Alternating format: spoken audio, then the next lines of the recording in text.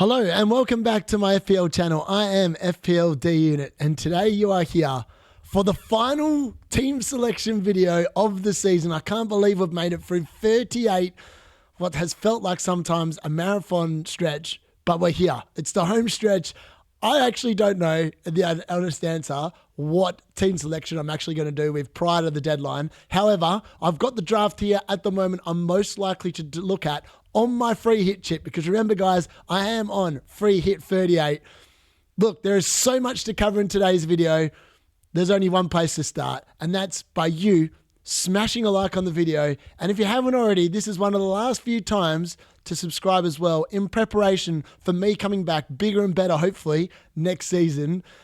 And with all that being said, let's go one more final time.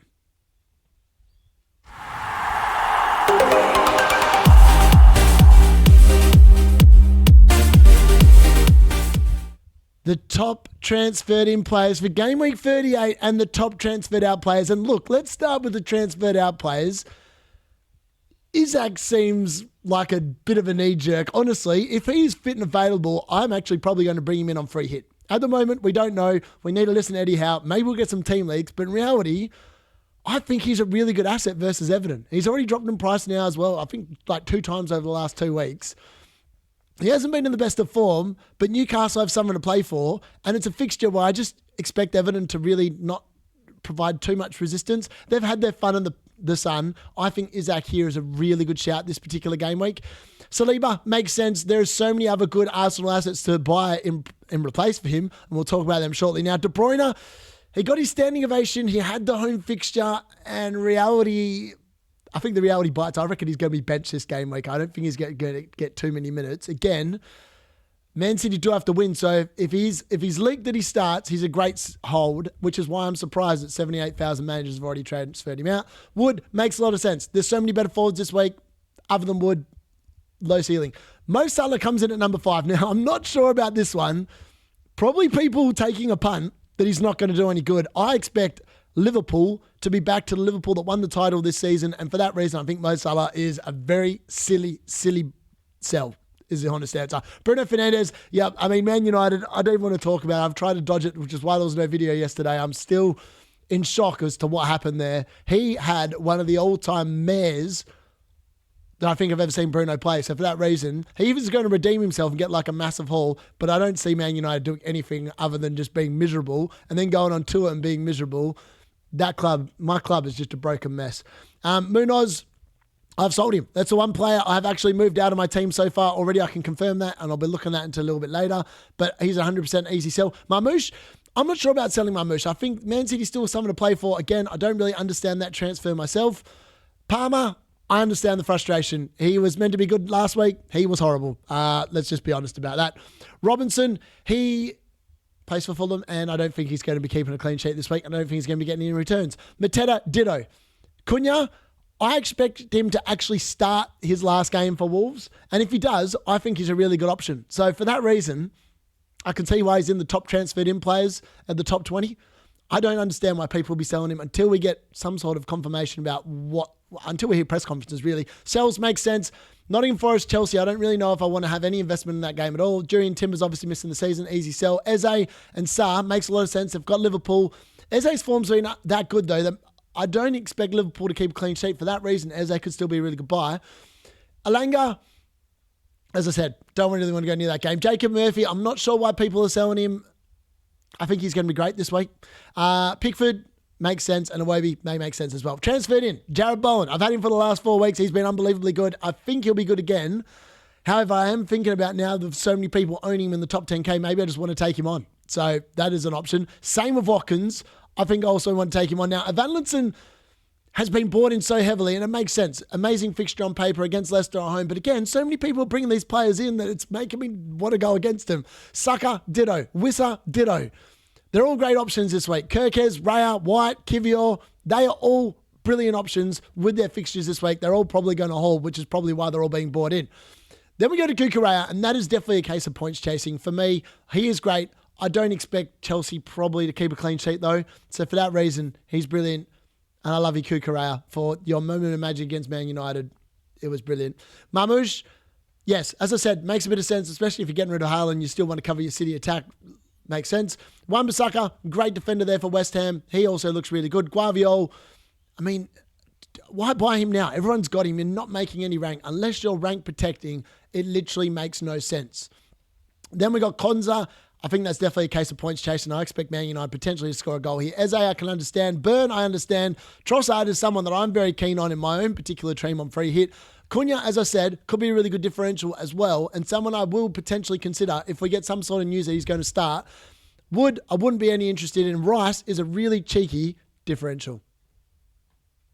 So the fixtures are targeting game week 38, and these are the 5 fixtures. Bournemouth versus Leicester, it should be goals and hopefully a clean sheet for Bournemouth. Man United versus Aston Villa, I'm not sure what to make of this fixture. Now that Man United lost, I'm just not sure. I just don't want any assets in that game anymore. So for me, that's just my gut feel. Ipswich versus West Ham, again, I think it's a great fixture. Will West Ham keep a clean sheet? Probably not. Will Jared Bowen be good? Probably yes. Southampton versus Arsenal, you can't see anything here other than a clean sheet for Raya, who's chasing the Golden Glove, and hopefully a lot of Arsenal goals. But there's no guarantee that there will be. We've seen Southampton keep it up with Man City 2 times this season. What's to say they can't do the same with with Arsenal? Also, they also scored against Arsenal in the reverse fixture at the Emirates. Spurs versus Brighton, I think is going to be a goal fest. I honestly think it's going to be a goal fest. Don't be buying any defensive players there, but look at the attacking players. I think there's going to be goals in that game. The other teams that are fighting for Europe, Man City, Nottingham Forest, Chelsea, Aston Villa, Newcastle, all fighting for that Champions League spots. Brentford and Brighton are fighting it out, Faith. Now, that might mean they get Europe, it might not, but they don't want to run the risk of not finishing 8th, and then all of a sudden it does get a European spot. It definitely is still possible at this moment in the season. So the assistant managers of table bonus game week 38, and there are 8 of them. 8 of the 10 matches this week will have table bonus on offer. Pereira versus Brentford is my favourite pick. I just think that fixture at home could be really good. Postecoglou definitely comes in second against Brighton at home. Surely they just ride the ride of euphoria and just want to give back to the fans and just give them something to shout about. I just think he's a really good second option here. Amarin comes in at number 3 versus Aston Villa. I mean, they've got to try and show some sort of face after the debacle that was on the weekend. Then we're looking at Silva versus Man City and Moyes versus Newcastle. Realistically, from here on in, I just don't think any of these last 5 managers are really going to do anything. Glasner versus Liverpool, ditto. Van Nistelrooy versus Bournemouth, ditto. And Rusk versus Arsenal. I can't see anything than 5 losses for those 5 other managers. I'd definitely be looking at the top 3. And if I was on the assistant manager chip, I would 100% be chasing the table bonus this week. So I'm hoping that if you are in one of those people, that is exactly what you do. So, my final plugs for Game Week 38. Will there be goals galore this weekend? Historically speaking, Game Week 38 is full of a lot more goals, and historically, there's also less clean sheets. So, as I said, don't be sitting there trying to pick defenders that are just going to be keeping clean sheets. If you're going to be picking defenders and making moves on free hit, etc., you want defenders that have got the goal threat behind them that potentially can get you attacking returns. How will Tottenham and Man United fare post-Europa League? It's anyone's guess. As a Man United fan, I just want the season to be done. And I feel like the players are probably feeling the exact same way. So for that reason, but I still think that they also want to kind of try and save face. So I really don't know how these games will go. I do expect the Spurs-Brighton game to be an absolute goal fest though. Man United Villa might only have 1 or 2 goals in it. I expect the other one to have at least 4. But I wouldn't be surprised if both teams got at least 2 goals each as well. How much rotation will there be? Will there be send-off games? We don't know. Will youngsters get a run out? Again, we don't know. You want to try and hold your transfers if you only got the 1 or the 2 of them just prior to the deadline and then make your moves from that. Who's the best captaincy shout this week? Is it Salah? Is it Bowen? They're probably going to be the 2 most popular options at the moment. Reality, they've both got amazing fixtures, I think, on paper as well, and a good lot of motivation behind them as well. Will Haaland find form to make him a differential? I've held him for 2 weeks for a combined total of 8 points, including playing my triple captaincy chip on him. And part of me still wants to go a 3rd week in a row with him in the team. I don't know why. I honestly don't know why. I can't tell you why, other than the fact that I think it could be good. And who's going to win the place for Europe? And which teams are on the beach, which teams are not going to show up on the final day, which teams are just going to sit there and go for goals and just leave the back line open. I think there's going to be a few games like that. I think there's going to be goals galore in this game. So, best defenders to buy this week. It's Kirk as at number 1, Hoytson number 2, White number 3, Kivior number 4. Shah at number 5 and Livramento at number 6. The best midfielders to buy is Bowen at number 1, Diaz number 2, Trossard number 3, Barnes number 4, Saka number 5, Gordon number 6, Marino number 7, Shard number 8, Matoma number 9, Gibbs White number 10, and Rice comes in at number 11. And in the forwards to buy, it has to be a Valentin one. That fixture is too good to pass up. I still think Wissa is amazing here, and I love him here against the Wolves team that probably are on the beach. Haaland I've still got at number 3 just because of the fact that he's so differential, and I quite like that for Haaland. Number 4, it's Welbeck. Number 5, it's Isaac. And number 6, ironically, I'm putting Cunha here just because of the fact that I think he'll be quite nice differential this week. So how did the team go in game week 37? Look, it was pretty damn good. I'm not going to lie. It got 64 points. It was a decent green arrow. I went from 6,351 up to 4,951. So that was a decent rise. Almost 2,000 spots hoovered up, which was quite nice. Raya got that right. I've got the goalkeepers right the last couple of weeks. For Bruggen the week before, Raya in the goal this week, 7 points. Looks amazing. Guardiola 2 and Munoz 1. Disappointing. Reality, I wished I'd had Milinkovic on the field instead of Munoz. That was a decision that I kind of regret, but it's just one of those things. I mean, Milinkovic knew nothing about his goal, and they did concede, so it's just one of them things. I could have been 7 points better off. Kukurea, 15-pointer. I called it all week. He was fantastic. Love him, and he's just going to continue getting love. He's just brilliant. And Mbeumo, as the captain, was probably the one that let the team down the most. Let's be honest. Yeah, he should have scored that penalty. He would have been on for a 15-pointer. Sade would have been on for 5, and I would have been on 81 points. No, sorry, 87 points. That's the difference. I could have literally been back almost tapping on the top 1K, but alas, he missed that penalty, and it is what it is. Salah got 2 points. Bowen got 8, continuing his amazingly consistent streak at the moment. Wissa got 10. He's been unbelievably good. I did say he'll be the best forward to own between now and the end of the season about 3 or 4 game weeks ago, and he has lived up to the billing. Watkins with 5 with just that 1 assist with the transfer in. It did protect the rank, but it didn't do much else for me. Haaland as vice-captain, 2 points. Again, disappointing. Again, we left Verbruggen, 2. Clivert only played 45 minutes, 1 on the bench. Dan Burn, 2 on the bench. And then obviously that 8 points from Milinkovic. Again, would have been a better bench boost week than when I played it, but it's one of those things. A green arrow nonetheless, and we roll into game week 38. So the differential draft that I'm currently looking at, and this is probably realistically what my team's going to look like. Now, I'm potentially going to lose Marino here and bring in Barnes, and then I would get rid of Kepa and it would be Raya in goal. I think that's probably where I'm looking at the moment. And the rest of it is probably where I might go. So I am going to roll with Haaland. I'm going to roll with Wissa. I'm going to probably go with Valentin. My only forward differential there would be Haaland. In the midfield, I like Diaz, I like Salah, I like Bowen, I like Trossard, and I quite like Barnes. Now, I don't know who the hell I'm going to bench in this week. And then I've got Shah, Burn, White, Wan-Bissaka, and Kirkez in the defence. So it'll be Kirkez, Shah, and White starting most likely, and then Raya in goal. Again, I like the fact because there's plenty of chance to gain rank, right? So the only players that are going to be highly effectively owned at my rank are going to be Bowen, they're going to be Salah, probably going to be a Valentin with all the transfers in, and probably Wissa, which is 4 players. The rest will be fairly low owned, outside Ray, obviously, that's 5. So 5 of the 11 will be fairly highly owned in the top 10K. The other 6 could absolutely make me up a lot of points. So for that reason, I think that this is probably where I would like to go. So yeah, I know. I've still got Wissa there covering the Brentford attack. You could get him Mbeumo instead if you're worried about that. I just think Wissa's in unbelievable form. I'd say he's actually in better form than Mbeumo at the moment. So for that reason, I think I like this differential draft at the moment. So my updated chip strategy, and as we saw, I mean, I've been unlucky. I've been unlucky with my chips this season outside of the assistant manager chip where I got 56 points. The triple captain got me 2 and the bench boost got me 6. Like, if I had actually got those chips slightly better, even like a little bit better, I would be inside the top 1,000 and I'd be looking at a 3-figure rank to finish the season. Alas, I'm 37 points off the top 1K. Reality, it's not going to happen. I wouldn't have thought. I'd be shocked if it did. But there's nothing to say that it can't. You always go in with a little bit of faith. Maybe the players that I do go differential go absolutely massive, and all of a sudden they all get like 15 points each, and then I'm in, and I'm like, oh, I got that one right. But in reality, probably not. I'm probably almost 100% locked into the top 10K as well for a figure finish to the season. I'm 20 points of inside the top 10K, so you would think it would be pretty hard to throw that away on the final game week. So hopefully I don't. That would be an absolute disaster. But in reality, I do want to have some final day fun on the live watch along. I want to have some different players that are going to be different, so I can have some fun, whereas other people potentially are going to be with the template draft. And I think that's just how I want to finish the season.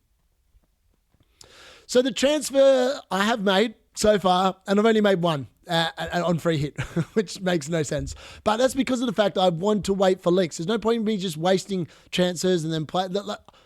I've got lots of team value. It's not a problem. And I would really like to save my transfers for the deadline stream for people to get excited about. Watch it. Yeah, it's going to be great. Everyone else's deadline streams, are going to be like making one transfer if they've not already made it. Mine is going to be making about 8 to 10 transfers. I know which stream I think I would rather watch. So if you are on free hit or you want to just have some fun, please make sure you do join me for the deadline stream. It will be epic. I can tell you that much. But this is the easiest transfer I did this week. Munoz, I don't expect him to get anything at Anfield. Kirkes has the potential to get a lot of points at home to Leicester. I can't see Leicester really scoring, but I could see Kirkes bombing forward and having an absolute party up there. So for me, that was a fairly easy transfer. They cost exactly the same amount of money. So my benching ratings for Game Week 38, defenders, it's Arsenal defence, Bournemouth defence, Newcastle defence in that order. Guardiola, Ruben, Kukurea, Villa defence, Liverpool defence, Forest defence, Collins, Munoz, Sessegnon, Robinson. Anyone else that's not on that list, add them in below.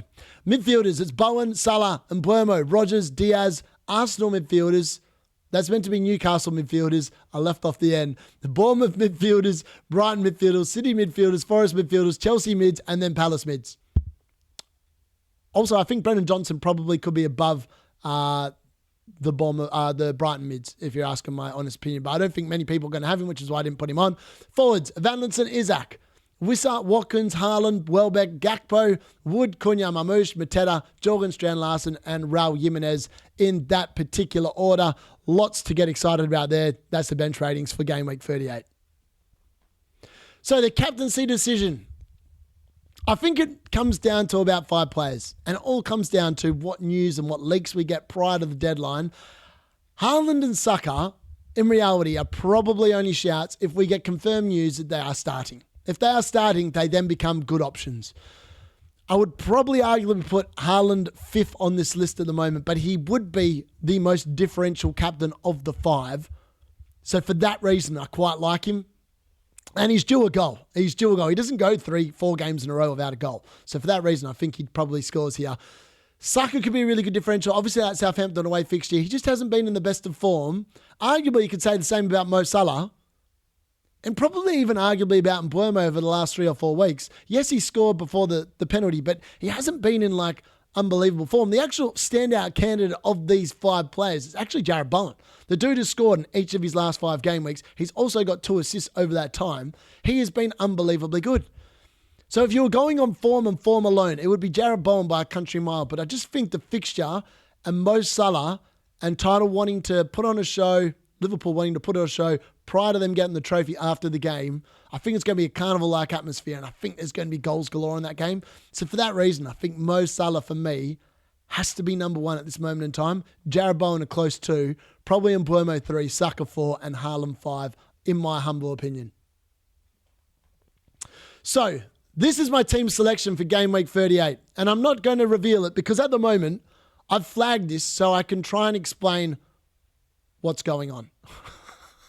All right, so there's a lot going on here, as you can see. So David Raya is 100% lock, probably. Southampton away, great fixture on paper, should be a clean sheet. Kirkes, ditto. I bought him in, he's 100% starting. Mo Salah, obviously, he is staying. He has got the captaincy on him at the moment, and he will almost 100% be in there as captain, most likely. Dan Burn will be staying as well, most likely. Everton at home fixture. Everyone else is up for debate and could be moved out on the deadline stream. So that's only 4 players guaranteed to be in this team come the deadline. That will be Dan Burn, most likely, Salah, Kirkes, and David Raya. Everyone else, on a probability, if they are in yellow, they are more than likely to leave the team. So that means Kukurea, Guaviol, Sade, Watkins, Verbruggen, Kluivert, and Milinkovic, all probably likely to be leaving the team. The ones in orange, Haaland, Bowen, Wissa, and Mbeumo, they are also in the, I'd say, the 50% category. They're 50-50 to make the cut. They're 50-50 to leave. Only because of the fact that Haaland's, just because of his form, and we don't even know if he'll start. The other three, it's because so many people own them. Can I just take them on and try and find better assets that maybe will score more points than them and just really have some fun on the final day? I'm not sure how risk-taking I want to take, but it's definitely possible that I take on Jared Bowen and Mbeumo and Wissa. Yeah, so that's what it looks like at the moment. As I said, this will change dramatically on the deadline stream. So for that reason, don't quote me that is my final team, because it's not going to be. But at the moment, as I said, the free hit draft that I just shared before is probably most likely where I'm going at. If you want to have a bit more thoughts and understanding about what I'm thinking for free hit, go and check out my video from earlier in the week on that. Again, I think it makes a lot of sense. But yeah, that's just my personal opinion. But that's it. Game week 38 team selection. That's how we're looking rolling into the deadline stream. So that leads me to my game week 38 deadline decisions. Any remaining chips need to be used in this final game week. If you've got a wild card, you need to play it. If you've got a free hit, you need to play it. If you've got a triple captain, you've got to play it. If you've got a bench boost, you've got to play it. If you've got your system manager, you haven't activated it, you need to play it. There are some great fixtures to target, as we talked about earlier in the video. If you are chasing rank, try and go against the sheep. Don't be a sheep. If you are after rank, don't just buy the player that everyone's buying this week. You're going to make no rank. For that reason, you need to be picking unique players, but still with good potential to haul. So again, look at those fixtures. Maybe it's a Tavernier instead of a Kluivert or a Semenyo or a Dango or something like this. Maybe it's Noah Vanlinson. Maybe you go a Welbeck instead. All these things need to be taken into account. Assets to target. Targeting teams that are playing the relegated teams or teams that have something meaningful to play for is probably where you need to go. Teams fighting for Europe. Teams fighting for that 8th spot. Teams playing at home. Those are the teams I would be targeting your assets this particular week in your transfers this week. Also, be aware, generally more goals and less clean sheets in game week 38. So keep that in mind when you're making transfers. Is it really worth making a defender transfer if you've only got one transfer? Depends on what your team looks like, I suppose. And honestly, try and pinpoint the fixtures where you think there's going to be goals. So for me, I think that Spurs-Brighton is going to be a goal fest. I actually think Wolves-Brentford's going to be a goal fest. And I think Liverpool versus Palace is going to be a goal fest. Some of the other games, the fixtures look pretty good, but are there going to be that many goals? I'm not sure. Chip strategy in game week 38. If you have an active AM manager, just target the table bonus. Honestly, just target the table bonus. And if you're on a free hit or a wild card like I am, pick a team that's going to be fun to watch the final day with, watch the goals fly in. There's no point just picking late drafts because everyone's got all those players. So for me, I think it is important to have a little bit of fun on the final day. And lastly, captaincy decisions. Who to captain? Salah, Haaland, Bowen, Saka, and Mbeumo. Have you got someone else that you would like to captain instead? Please let me know in the comments. So that brings us to the end of the deadline decisions. I can't believe it. We've made it. We've made it. Game week 38, team selection. There's no game week 39. There's nothing till the end of till next season. And I can only hope that next season, from my own football team's perspective, goes a lot better. Because losing to Spurs and finishing 16th, it could even be 17th by the end of game week 38. It's just not acceptable. It's not good enough. If you're a Man United fan like me, I feel your pain. It was a very long Thursday. And yeah, so the fact I was also feeling sick is not ideal. So yeah, my commiserations to everyone. Congratulations to anyone that's a Spurs fan. Thankfully, Man United didn't show up because yeah, it wasn't like Spurs were brilliant either, let's be honest. With that being said, before you go, smash a like on the video. I'll be back with the late mail, the third edition of it tomorrow, and the final one, and my final video on actual Game Week 38 before the deadline stream. Keep an eye out for that tomorrow. And if you haven't already, please feel free to subscribe. That's been FPLD Unit.